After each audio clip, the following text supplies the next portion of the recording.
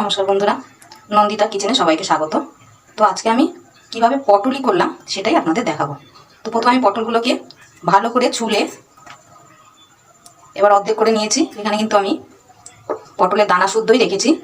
দিয়ে এবারে সামান্য একটু নুন দিয়ে আমি পটলগুলোকে মেখে নেব।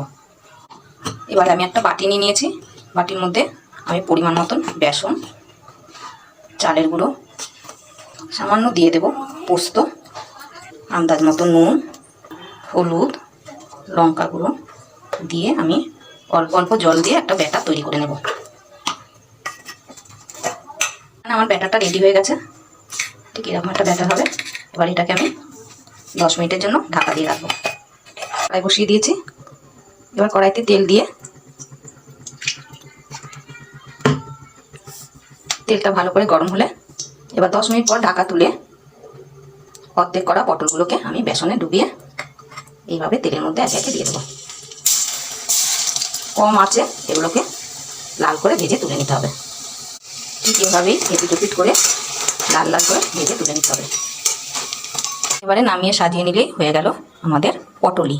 সঙ্গে আছে পেঁয়াজ, শসা কুচি আর 2 রকমের সস। গরম গরম পরিবেশন করুন। ধন্যবাদ।